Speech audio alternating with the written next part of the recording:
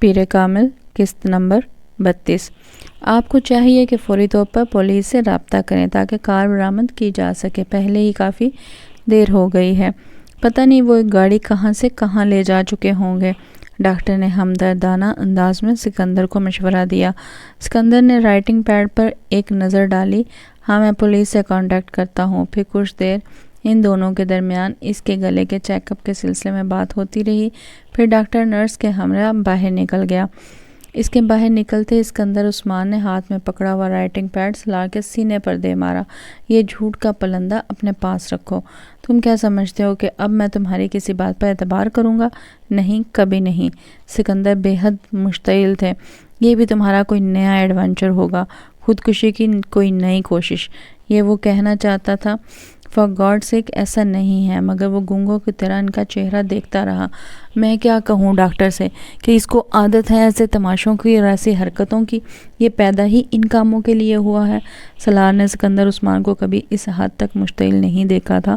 شاید وہ واقعی اب اس سے تنگ آ چکے تھے۔ طیبہ خاموشی سے پاس کھڑی تھی۔ ہر سال ایک نیا تماشا، ایک نئی مصیبت۔ آخر تمہیں پیدا کر کے کیا گناہ کر بیٹھے ہیں ہم؟ سکندر عثمان کو یقین تھا یہ بھی اس کے کسی نئے ایڈونچر کا حصہ تھا۔ جو لڑکا چاہے با خود کو مارنے کی کوشش کر سکتا ہے، جس کے ہاتھ پاؤں پر موجود ان زخموں کی کوئی ڈکیتی قرار نہیں دے سکتا تھا، وہ بھی اس صورت میں جب اس واقعے کا کوئی گواہ نہیں تھا۔ سلار کو شیر آیا والی کہانی یاد آئی۔ بعض کہانیاں واقعی سچی ہوتی ہیں۔ وہ بار بار جھوٹ بول کر اب اپنا اعتبار گنوا چکا تھا۔ شاید وہ سب کچھ ہی گنوا چکا تھا، اپنی عزت، خود اعتمادی، غرور، فخر، ہر چیز۔ وہ کسی پاتال میں پہنچ گیا تھا۔ کوئی نیا ڈرامہ۔ کتنے بڑے دن گزر گئے تھے۔ تم نے سوچا کہ ماں باپ کو محروم کیوں رکھوں، انہیں خوار اور ذلیل کیا ہے، بڑا عرصہ ہو گیا ہے، اب نہیں تکلیف دینی چاہیے۔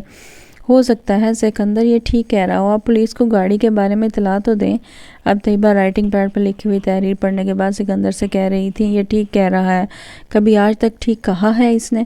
مجھے اس بکواس کی ایک لفظ پر بھی یقین نہیں ہے۔ تمہارا یہ بیٹا کسی دن مجھے اپنے کسی حرکت کی وجہ سے پھانسی پر چڑھا دے گا اور تم کہہ رہی ہو کہ پولیس کو اطلاع دوں، اپنا مذاق بنواؤں۔ کار کے ساتھ کچھ نہ کچھ کیا ہوگا اس نے، بیچ دی ہوگی کسی کو یا کہیں پھینک آیا ہوگا۔ وہ بھی اسے واقعی گالیاں دے رہے تھے۔ اس نے کبھی انہیں گالیاں دیتے ہوئے نہیں سنا تھا، وہ صرف ڈانٹا کرتے تھے اور وہ ان کی ڈانٹ پر بھی مشتعل ہو جایا کرتا تھا۔ چاروں بھائیوں میں وہ واحد تھا جو ماں باپ کی ڈانٹ سننے کا بھی روادار نہیں تھا، اور اس سے بات کرتے ہوئے سکندر بہت محتاط ہوا کرتے تھے کیونکہ وہ کسی بھی بات پر مشتعل ہو جایا کرتا تھا۔ مگر آج پہلی دفعہ سلار کو ان کی گالیوں پر بھی غصہ نہیں آ رہا تھا۔ وہ اندازہ کر سکتا تھا کہ اس نے انہیں کس حد تک زج کر دیا ہے۔ وہ پہلی بار اس بیڈ پر بیٹھے اپنے ماں باپ کی حالت کو سمجھنے کی کوشش کر رہا تھا۔ کیا چیز تھی جو انہوں نے اسے نہیں دی تھی؟ اس کے منہ سے نکلنے سے پہلے وہ اس کی فرمائش پوری کر دینے کے عادی تھے، اور وہ اس کے بدلے میں انہیں کیا دیتا تھا، پھر کیا دے رہا تھا؟ ذہنی اذیت، پریشانی، تکلیف۔ اس کے علاوہ اس کے بہن بھائیوں میں سے کسی نے ان کے لیے کوئی پریشانی نہیں کھڑی کی تھی۔ صرف ایک وہ تھا جو کسی دن تمہاری وجہ سے ہم دونوں کو خودکشی کرنی پڑے گی۔ تمہیں تب ہی سکون ملے گا، صرف تب ہی چین آئے گا تمہیں۔ پچھلی رات اس پہاڑ پر اس طرح بندھے ہوئے اسے پہلی بار ان کی یاد آئی تھی۔ پہلی بار اسے پتہ چلا تھا کہ ان کی کتنی ضرورت تھی اسے۔ وہ ان کے بغیر کیا کرے گا؟ ان کے علاوہ کون پریشان ہوگا؟ اسے سکندر کے لفظوں سے زندگی میں پہلی بار کوئی بے عزتی محسوس نہیں ہو رہی تھی۔ وہ ہمیشہ سے سکندر کے زیادہ قریب رہا تھا اور اس کے سب سے زیادہ جھگڑے بھی انہی سے ہوا کرتے تھے۔ میرا دل چاہ رہا ہے کہ میں دوبارہ کبھی تمہاری شکل نہ دیکھوں، میں تمہیں دوبارہ وہیں پھینکوا دوں جس جگہ کے بارے میں تم جھوٹ بول رہے ہو۔ اب بس کرو سکندر، طیبہ نے اس کو ٹوکا۔ میں بس کروں؟ یہ کیوں بس نہیں کرتا؟ کبھی تو ترس کھا لے یہ ہم لوگوں پر اور اپنی حرکتیں چھوڑ دے۔ کیا اس پر یہ فرض کر کے اسے زمین پر اتارا گیا تھا کہ یہ ہماری زندگی عذاب بنا دے؟ سکندر طیبہ کی بات پر مزید مشتعل ہو گیا۔ ابھی وہ پولیس والے بیان لینے آ جائیں گے جنہوں نے اسے سڑک پر پکڑا تھا۔ یہ بکواس پیش کریں گے ان کے سامنے کہ اس بیچارے کو کسی نے لوٹ لیا ہے۔ اچھا تو یہ ہوتا ہے کہ اس بار واقعی کوئی اسے لوٹتا اور اسے پہاڑ پر سے نیچے پھینکتا تاکہ میری جان چھوٹ جاتی۔ سلار بے اختیار سسکنے لگا۔ سکندر اور طیبہ بھونچکا رہ گئے۔ وہ اپنے دونوں ہاتھ جوڑے رو رہا تھا۔ وہ زندگی میں پہلی بار اسے روتا دیکھ رہے تھے اور وہ بھی ہاتھ جوڑے۔ وہ کیا کر رہا تھا، کیا چاہ رہا تھا، کیا بتا رہا تھا؟ سکندر عثمان بالکل ساکت تھے۔ طیبہ اس کے قریب بیڈ پر بیٹھ گئی۔ انہوں نے سلار کو اپنے ساتھ لگاتے ہوئے تھپکنے کی کوشش کی۔ وہ بچوں کی طرح ان سے لپٹ گیا۔ اس کی پائنتی کے طرف کھڑے سکندر عثمان کو اچانک احساس ہوا کہ شاید اس بار وہ جھوٹ نہیں بول رہا، شاید اس کے ساتھ واقعی کوئی حادثہ ہوا تھا۔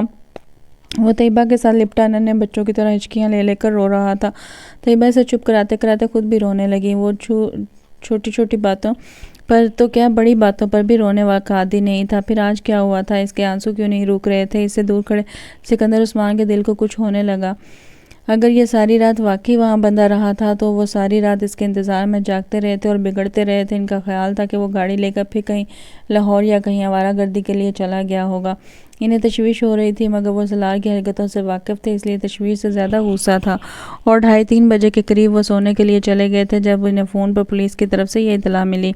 وہ ہسپتال پہنچے تھے اور انہوں نے اسے وہاں بہت ابتر حالت میں دیکھا تھا، مگر وہ یہ یقین کرنے پر تیار نہیں تھے کہ اس کے ساتھ کوئی حادثہ ہوا تھا۔ وہ جانتے تھے وہ خود کو اذیت پہنچاتا رہا تھا۔ جو شخص اپنی کلائی کاٹ لے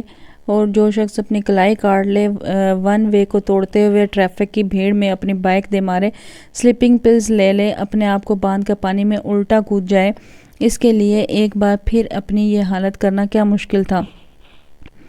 اس کا جسم کیڑوں کے کاٹنے کے نشانات سے جگہ جگہ بھرا ہوا تھا۔ بعض جگہوں پر نلاہٹ تھی۔ اس کے پیر بھی بری طرح سے زخمی تھے۔ ہاتھوں کی کلائیوں، گردن اور پشت کا بھی یہی حال تھا اور اس کے جبڑوں پر بھی خراشیں پڑی ہوئی تھیں۔ اس کے باوجود سکندر عثمان کو یقین تھا کہ یہ سب کچھ اس کی اپنی کارستانی ہی ہوگی۔ شاید اس وقت وہ بولنے کے قابل ہوتا اور وضاحتیں پیش کرتا تو وہ کبھی بھی اس پر یقین نہ کرتے، مگر اسے اس طرح ہچکیوں کے ساتھ روتا دیکھ کر انہیں یقین آنے لگا تھا کہ وہ سچ کہہ رہا تھا۔ وہ کمرے سے باہر نکل گئے اور انہوں نے موبائل پر پولیس سے رابطہ کیا۔ 1 گھنٹے کے بعد انہیں پتہ چل گیا کہ سرخ رنگ کی ایک سپورٹس کار پہلے ہی پکڑی جا چکی تھی اور اس کے ساتھ 2 لڑکے بھی تھے۔ پولیس نے انہیں ایک معمول کے چیکنگ کے دوران لائسنس اور گاڑی کے کاغذات نہ ہونے پر گھبرا جانے پر پکڑا تھا۔ انہوں نے ابھی تک یہ نہیں بتایا تھا کہ انہوں نے یہ گاڑی کہیں سے چھینی تھی۔ وہ صرف یہی کہتے رہے تھے کہ وہ گاڑی نے کہیں ملی تھی اور وہ صرف شوق اور تجسس سے مجبور ہو کر چلانے لگے۔ چونکہ پولیس کے پاس ابھی تک کسی گاڑی کی FIR بھی درج نہیں کرائی گئی تھی، اس لیے ان کے پاس بیان کی تصدیق مشکل ہو گئی تھی، مگر سکندر عثمان کی FIR کے کچھ دیر بعد ہی انہیں کار کے بارے میں پتہ چل گیا تھا۔ اب وہ صحیح معنوں میں سلار کے بارے میں تشویش کا شکار ہوئے تھے۔ سکندر اور طیبہ سلار کو اس رات واپس نہیں لے کر آئے۔ وہ اس رات ہاسپٹل میں ہی رہا۔ اگلے دن اس کے جسم کا درد اور سوجن میں کافی کمی واقع ہو گئی تھی۔ وہ دونوں 11 بجے کے قریب اسے گھر لے آئے اور اس سے پہلے پولیس کے 2 اہلکاروں نے اس سے ایک لمبا چوڑا تحریری بیان لیا تھا۔ سکندر اور طیبہ کے ساتھ اپنے کمرے میں داخل ہوتے ہوئے پہلی بار اس نے اپنی کھڑکیوں پر لگی ہوئی مختلف ماڈلز کی ان نیوڈ تصویروں کو دیکھا۔ اسے بے اختیار شرم آئی۔ طیبہ اور سکندر بہت بار اس کے کمرے میں آتے رہے تھے اور وہ تصویریں ان کے لیے کوئی نئی یا قابل اعتراض چیز نہیں تھی۔ تم اب آرام کرو، میں تمہارے فریج میں پھل اور جوس رکھوا دیا ہے، بھوک لگے تو نکال کر کھا لینا یا پھر ملازم کو بلوا لینا، وہ نکال دے گا، طیبہ نے اس سے کہا۔ وہ اپنے بیڈ پر لیٹا ہوا تھا۔ وہ دونوں کچھ دیر تک اس کے پاس رہے، پھر کھڑکی کے پردے برابر کر کے اسے سونے کی تاکید کرتے ہوئے چلے گئے۔ وہ ان کے باہر نکلتے ہی اٹھ کر بیٹھ گیا۔ اس نے کمرے کے دروازے کو اندر سے لاک کیا۔ کھڑکیوں کے پردے ہٹا کر اس نے بہت تیزی سے ان پر لگی ہوئی تمام تصویروں کو اتارنا شروع کر دیا۔ پوسٹر، تصویریں، کٹ آؤٹ، اس نے چند منٹ میں پورا کمرہ صاف کر دیا۔ واش روم میں جا کر اس نے باتھ ٹب میں انہیں پھینک دیا۔ واش روم کی لائٹ جلانے پر اس کی نظر اپنے چہرے پر پڑی تھی۔ وہ بری طرح سوجا ہوا تھا اور نیلا ہو رہا تھا۔ وہ ایسے ہی چہرے کی توقع کر رہا تھا۔ وہ ایک بار پھر واش روم سے نکل آیا۔ اس کے کمرے میں پورنوگرافی کے بہت سے میگزین بھی پڑے ہوئے تھے۔ وہ انہیں اٹھا لایا۔ اس نے انہیں بھی باتھ ٹب میں پھینک دیا۔ پھر وہ باری باری اپنے ریک میں پڑی ہوئی گندی ویڈیوز اٹھا کر اس میں سے ٹیپ نکالنے لگا۔ آدھے گھنٹے کے اندر اس کا کارپٹ ٹیپ کے ڈھیر سے بھرا ہوا تھا۔ اس نے وہاں موجود تمام ویڈیوز کو ضائع کر دیا اور ٹیپ کے اس ڈھیر کو اٹھا کر باتھ ٹب میں پھینک دیا اور لائٹر کے ساتھ اس نے انہیں آگ لگا دی۔ ایک چنگاری بھڑکی تھی اور تصویروں اور ٹیپ کا وہ ڈھیر جلنے لگا تھا۔ اس نے ایگزاسٹ آن کر دیا تھا، باتھ روم کی کھڑکیاں کھول دیں۔ وہ اس ڈھیر کو اس لیے جلا رہا تھا کیونکہ وہ اس آگ سے بچنا چاہتا تھا جو دوزخ میں اسے اپنی لپیٹوں میں لے لیتی۔ آگ کی لپیٹیں تصویروں اور ٹیپ کے اس ڈھیر کو کھا رہی تھی، یوں جیسے وہ صرف آگ کے لیے ہی بنائی گئی تھی۔ وہ پلکیں جھپکے بغیر باتھ ٹب میں آگ کے اس ڈھیر کو دیکھ رہا تھا، یوں جیسے وہ اس وقت کسی دوزخ کے کنارے کھڑا تھا۔ ایک رات پہلے اس پہاڑی پر اس حالت میں اسلام آباد کی روشنیوں کو دیکھتے ہوئے اس نے سوچا تھا کہ وہ اس کی زندگی کی آخری رات تھی اور وہ اس کے بعد دوبارہ کبھی ان روشنیوں کو نہیں دیکھ سکے گا۔ اس نے ہذیانی انداز میں گلا پھاڑ کر چیختے ہوئے بار بار کہا تھا، ایک بار، صرف ایک بار مجھے ایک موقع دیں، صرف ایک موقع، میں دوبارہ گناہ کے پاس تک نہیں جاؤں گا، میں کبھی گناہ کے پاس نہیں جاؤں گا۔ اسے یہ موقع دے دیا گیا تھا، اب اس وعدے کو پورا کرنے کا وقت تھا۔ آگ نے ان سب کاغذوں کو راکھ بنا دیا تھا۔ جب آگ بجھ گئی تو اس نے پانی کھول کر پائپ کے اس راکھ کو بہانا شروع کر دیا۔ سالار پلٹ کر دوبارہ واش بیسن کے سامنے آ کھڑا ہوا۔ اس کے گلے میں موجود سونے کی چین کو وہ لوگ اتار کر لے گئے تھے، مگر اس کے کان کی لو میں موجود ڈائمنڈ ٹاپس وہیں تھا۔ وہ پلاٹینم میں جڑا ہوا تھا اور ان دونوں لوگوں نے اس پر کوئی توجہ نہیں دی تھی۔ شاید ان کا خیال ہوگا کہ وہ کوئی معمولی پتھر یا پھر زرکون ہوگا، یا پھر شاید اس کے لمبے کھلے بالوں کی وجہ سے اس کے کان کی لو چھپی رہی ہوگی۔ وہ کچھ دیر آئینے میں خود کو دیکھتا رہا، پھر اس نے کان کی لو میں موجود ٹاپس اٹھا کر واش بیسن کے پاس رکھ دیا۔ شیونگ کٹ میں موجود کلپر اس نے نکالا اور اپنے بال کاٹنے لگا۔ بڑی بے رحمی اور بے دردی کے ساتھ واش بیسن میں بہتا ہوا پانی اس کے بالوں کو اپنے ساتھ بہا کر لے جا رہا تھا۔ ریزر نکال کر اس نے شیو کرنی شروع کر دی۔ وہ جیسے اپنی تمام نشانیوں سے پیچھا چھڑا رہا تھا۔ شیو کرنے کے بعد اس نے اپنے کپڑے نکالے، اپنے ہاتھوں پر بندھی پٹیاں کھولی اور شاور کے نیچے جا کر کھڑا ہو گیا۔ وہ پورا 1 گھنٹہ اپنے پورے جسم پر ایک ایک حصے کو کلمہ پڑھ پڑھ کر صاف کرتا رہا، یوں جیسے وہ آج پہلی بار اسلام سے متعارف ہوا ہو، پہلی بار مسلمان ہوا۔ واش روم سے باہر آ کر اس نے فریج میں رکھے سیب کے چند ٹکڑے کھائے اور پھر سونے کے لیے لیٹ گیا۔ دوبارہ اس کی آنکھ الارم سے کھلے جسے اس نے سونے سے پہلے لگایا تھا۔ 2 بج رہے تھے۔ مائی گاڈ سالار، یہ اپنے بالوں کو کیا کیا ہے تم نے؟ طیبہ اسے دیکھتے ہی کچھ دیر کے لیے بھول گئی کہ وہ بولنے کے قابل نہیں تھا۔ سالار نے اپنی جیب سے کاغذ نکال کر ان کے سامنے، میں مارکیٹ جانا چاہتا ہوں، اس پر لکھا ہوا تھا۔ کس لیے؟ طیبہ نے اسے حیرانی سے دیکھا۔ تم ابھی ٹھیک نہیں ہوئے ہو، کچھ گھنٹے ہی ہوئے ہیں تمہیں ہاسپٹل سے آئے اور تم ایک بار پھر آوارہ گردی کے لیے نکلنا چاہتے ہو۔ طیبہ نے اسے قدرے نرم آواز میں جھڑکا، ممی میں کچھ کتابیں خریدنا چاہتا ہوں۔ سالار نے ایک بار پھر کاغذ پر لکھا، میں آوارہ گردی کرنے کے لیے نہیں جا رہا۔ طیبہ کچھ دیر اسے دیکھتی رہی۔ تم ڈرائیور کے ساتھ چلے جاؤ، سالار نے سر ہلا دیا۔ وہ جس وقت مارکیٹ کی پارکنگ میں گاڑی سے اترا شام ہو چکی تھی۔ مارکیٹ کی روشنیاں وہاں جیسے رنگ و نور کا ایک سیلاب لے آئی تھیں۔ وہ جگہ جگہ پھرتے لڑکے لڑکیوں کو دیکھ سکتا تھا، مغربی ملبوسات میں ملبوس بے فکری اور لاپرواہی سے کہکے لگاتے ہوئے۔ اسے زندگی میں پہلی بار اس جگہ سے وحشت ہوئی تھی، وہی وحشت جو وہ 48 گھنٹے پہلے مارگلہ کی ان پہاڑیوں پر محسوس کرتا رہا تھا۔ وہ انہی لڑکوں میں سے ایک لڑکا تھا، لڑکیوں سے چھیڑ چھاڑ کرنے والا، بلند و بانگ کہکے لگانے والا، فضول اور بیہودہ باتیں کرنے والا۔ اپنا سر نیچے کیے وہ کسی بھی چیز پر دھیان دیے بغیر سامنے نظر آنے والی بک شاپ میں چلا آیا۔ اپنی جیب سے کاغذ نکال کر اس نے دکاندار کو اپنی مطلوبہ کتابیں کے بارے میں بتایا۔ وہ قرآن پاک کا ایک ترجمہ اور نماز کے بارے میں کچھ دوسری کتابیں خریدنا چاہتا تھا۔ دکاندار نے اسے حیرانی سے دیکھا۔ وہ سالار کو اچھی طرح جانتا تھا۔ وہ وہاں سے پورنوگرافی کے غیر ملکی میگزینز اور سڈنی شیلڈن اور ہیلڈ روبنس وغیرہ سمیت چند دوسرے انگلش ناولز لکھنے والوں کے ہر نئے ناول کو خریدنے کا عادی تھا۔ سالار اس کی نظروں کے استحجاب کو سمجھتا تھا۔ وہ اس سے نظریں ملانے کے بجائے صرف کانٹروں کے دفتر رہا۔ وہ آدمی کسی سیلز مین کو ہدایات دیتا رہا۔ پھر اس نے سالار سے کہا، آپ بڑے دن بعد آئے، کہیں گئے ہوئے تھے اسٹڈیز کے لیے باہر؟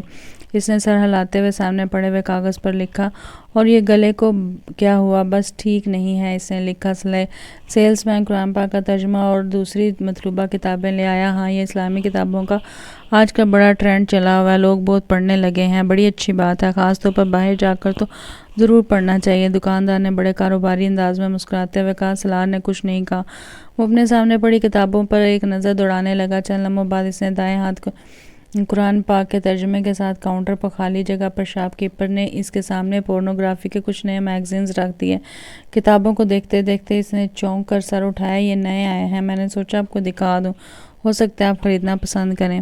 سالار نے ایک نظر قرآن پاک کے ترجمے کو دیکھا، دوسری نظر چند انچ دور پڑے ان میگزینز کو دیکھا۔ غصے کی ایک لہر سی اس کے اندر اٹھی، کیوں وہ نہیں جانتا تھا۔ اپنے بائیں ہاتھ سے اس نے ان میگزینز کو اٹھا کر وہ جتنی دور اس شاپ کے اندر پھینک سکتا تھا اس نے پھینک دیے۔ چند لمحوں کے لیے پوری شاپ میں خاموشی چھا گئی۔ سیلز مین ہکا بکا رہ کھڑا تھا۔ بل سلار نے کاغذ پر گھسیٹا اور سرخ چہرے کے ساتھ اس سیلز مین کی آنکھوں کے سامنے اس کاغذ کو لہہ کیا۔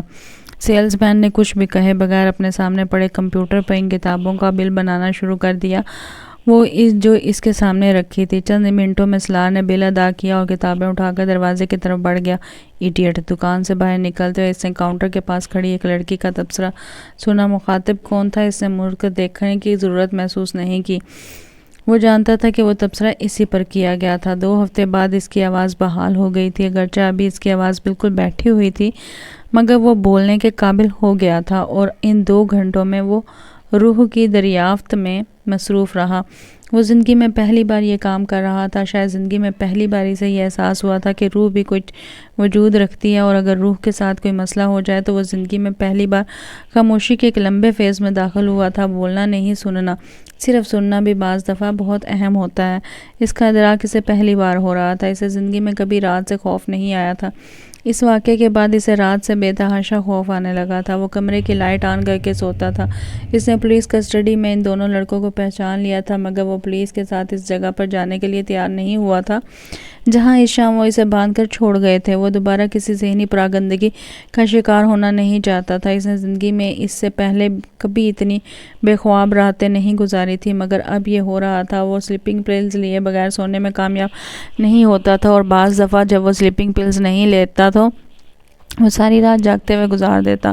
اس نے نیو ہیون میں بھی ایسے ہی چند ہفتے گزارے تھے، اتنے ہی تکلیف دہ اور اذیت ناک، مگر تب صرف الجھن اور اضطراب تھا، یا شاید کسی حد تک پچھتاوا۔ مگر اب وہ ایک تیسری کیفیت سے گزر رہا تھا، خوف سے۔ وہ اندازہ نہیں کر پا رہا تھا کہ اس رات اسے کس چیز سے زیادہ خوف آیا تھا، موت سے، قبر سے، یا دوزخ سے۔ امامہ نے کہا تھا ایکسٹیسی کے بعد پین ہوتی ہے، موت پین تھی۔ اس نے کہا تھا پین کے بعد نتھنگنیس ہوگی، قبر نتھنگنیس تھی۔ امامہ نے کہا تھا نتھنگنیس کے بعد ہیل آ جائے گا۔ وہ وہاں تک پہنچنا نہیں چاہتا تھا۔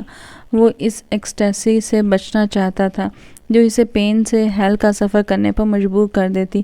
اگر مجھے ان سب چیزوں کا پتہ نہیں تھا تو امامہ کو کیسے پتہ تھا؟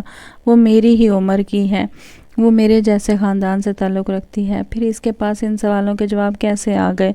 وہ حیران ہوتے ہوئے سوچنے لگتا، آسائشیں تو اس کے پاس بھی ویسی ہی تھیں جیسی میرے پاس تھیں، پھر اس میں اور مجھ میں کیا فرق تھا؟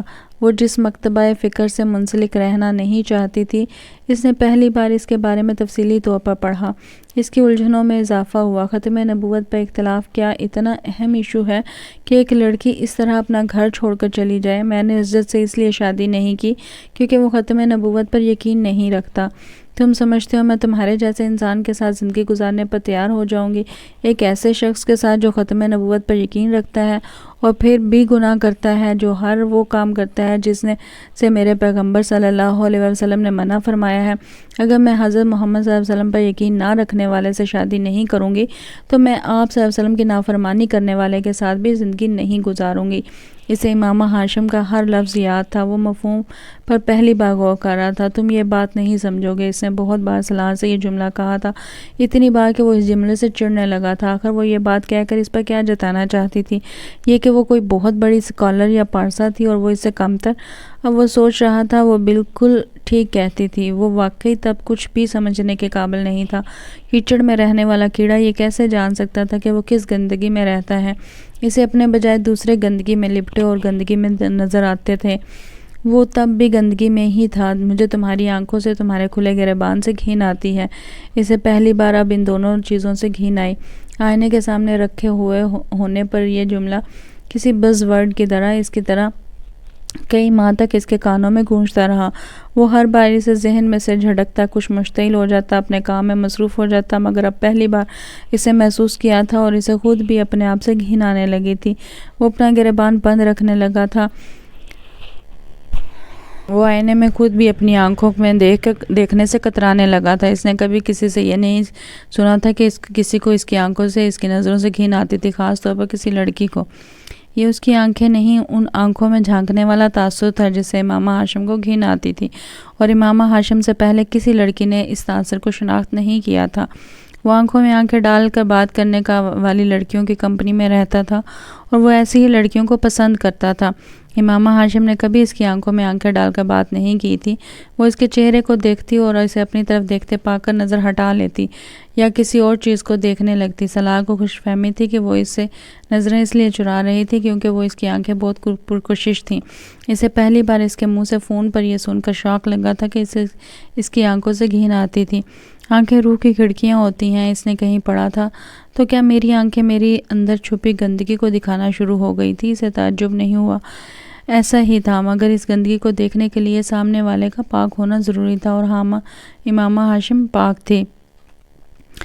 آپ مجھے کچھ بھی نہ سمجھائیں، آپ کو اب مجھ سے کوئی شکایت نہیں ہوگی، صلاح نے سکندر سے آنکھیں ملائے بغیر کہا۔ وہ دوبارہ یالے جا رہا تھا اور جانے سے پہلے سکندر نے ہمیشہ کی طرح اسے سمجھانے کی کوشش کی تھی۔ وہی پرانی نصیحتیں کسی مہم سی آس اور امید میں ایک بار پھر اس کے کانوں میں ٹھونسنے کی کوشش کی تھی، مگر اس بار ان کے بات شروع کرتے ہی صلاح نے انہیں شاید زندگی میں پہلی دفعہ یقین دہانی کروائی تھی، اور زندگی میں پہلی بار سکندر عثمان کو اس کے الفاظ پر یقین آیا تھا۔ جزاک اللہ خیر۔ اب تک کے لیے اتنا ہی، اپنا چلتی ہوں، نیکسٹ ویڈیو تک کے لیے انتظار کیجیے گا اور اپنا بہت سا خیال رکھیے گا۔ Thanks for watching. اللہ حافظ۔